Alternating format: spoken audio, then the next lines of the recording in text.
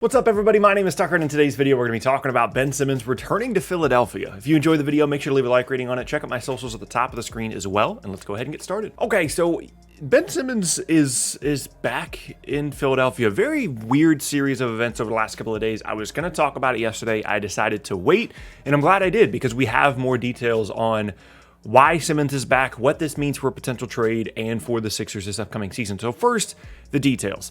There were some discussions and some optimism over the last couple of days between Ben Simmons, his agency, and Philadelphia about him returning to the team, with no promises that meant that he was no longer going to be traded or that he was going to be back for the whole season, but just that he would show back up.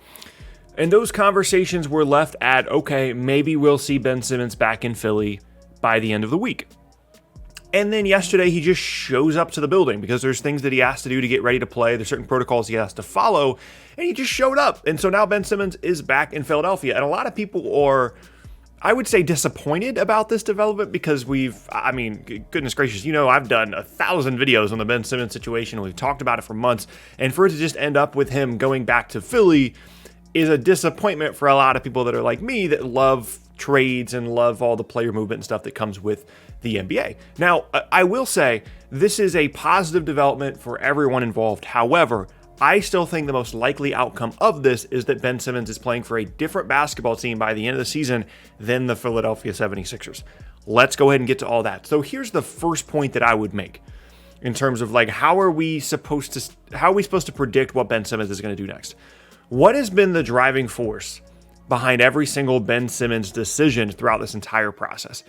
It has been an individual thought process for him from start to finish. Everything he has done has been about what he wants to do. He doesn't want to play in Philadelphia anymore. He doesn't want to play for the Sixers. He wants to go to a different team. He wants to go to a team in which he is the focal point of that team. And so if we take that individual thought process and then put it into, okay, well, why is he returning to Philly now? It's because it benefits him. Now, it also benefits the team in certain ways, but this is a Ben Simmons thing. This is a thing that he is doing to help himself. Why would this help him? Well, one, if the Sixers have legitimately and seriously looked around the league for possible trade destinations that have not found an offer that they like, which seems likely, the only way for that to change would be for them to change what they think of as a good trade offer, which seems unlikely given that they've had a couple of months to find a good trade offer, or Simmons returns to the team, provides a bit more clarity on his situation, and potentially plays well and raises his trade value. So I think Simmons is returning to Philly for two reasons. One, to raise his own trade value to make the situation easier so that he will eventually end up on a different team, which I think is his ultimate goal. And two, it's a financial thing. I think it was very, very easy for Ben Simmons to say, I'm not going to show up. I'm never playing again. You can find me whatever you want to. You can withhold whatever salary you want to. I think it was easier to say those things than it was to actually lose out on the $1 million that he lost by not playing or not showing up for these two preseason games this past week. I think those two things were very, very different. And I'm sure that in part of the discussions that they had with his agency, there were conversations about, well, if Simmons comes back by the end of the week, we'll give him 75% or potentially 100% of the money back that he lost by not showing up at the preseason games and the money we fined him for missing practices. So I think that's where all of this is headed. Simmons, his agency, the team, they had conversations and the team was like, hey, we can't find a trade offer we like. We understand that Ben doesn't want to be here. We would like to try and reconcile the situation. And even if it is a temporary solution, we would like Ben Simmons to play for our basketball team and we will continue to try and look for trades. And Simmons looks at this and says, well, in this scenario, I don't lose all of this money and it's pretty likely that I'm still going to end up getting traded. And it might happen sooner now than it would have otherwise because I could potentially raise my trade value rather than just sitting around at home and not playing basketball. Now, granted, this is not a foolproof plan because if you're Simmons, you are putting trust into the organization to actually trade you, which again, I think is his ultimate goal. And it's an organization that you have burned a couple of times here. They obviously are incentivized from an asset standpoint to get something out of Ben Simmons via a trade. But the ball is now in their court and he has sacrificed a significant amount of leverage to return to the team and to get some of those financial benefits that we talked about. Now, ultimately, again, my expectation is that Simmons will still get traded. And the timeline of this now becomes kind of long term. So today is October 12th. In about 2 months, players that were signed as free agents in the 2021 offseason can then be traded. That is in advance of the trade deadline. And on that day, a lot of players around the league that were just signed can now be eligible, or are now eligible to be traded, which makes it much, much easier to match salaries or to make various different deals. And then, of course, the trade deadline is the big mark as well. As of today, things can change dramatically, as we've seen with what's been happening with that we've been covering in this video. I still have every expectation that by the trade deadline, Ben Simmons will be playing for a different basketball team. It's becoming increasingly difficult to predict where that's going to be, because you'd imagine that a lot of teams have put forth really good offers over the summer and over the last couple of months, and Philly has not found one that they like. But I still think that's where this is headed. Now, the danger of this, if you're Simmons, apart from putting your NBA career in the hands of a franchise that you dipped on, basically ditched, is the possibility of an injury. I don't expect Ben Simmons to play in every single basketball game that he's healthy and eligible to play for this upcoming season. It's going to be a weird thing where he's in and out of the lineup, and obviously they don't want him to get hurt. Philly definitely doesn't want him to get hurt, and I'm sure Simmons doesn't either. And so it's going to be a bit of a balancing act, something similar to what we're seeing potentially in Brooklyn if Kyrie plays at all this year, is how to deal with a guy that's probably going to be a part-time player, and again, a player that is supposed to be really critical and really important to your roster. And now we get to see what the reception is like for Simmons in Philadelphia. Are they happy and excited about the fact that he decided to return to the team? One of the issues that apparently he's had with returning to the team in general is having to play in front of those fans again after obviously saying, hey, I don't want to be here.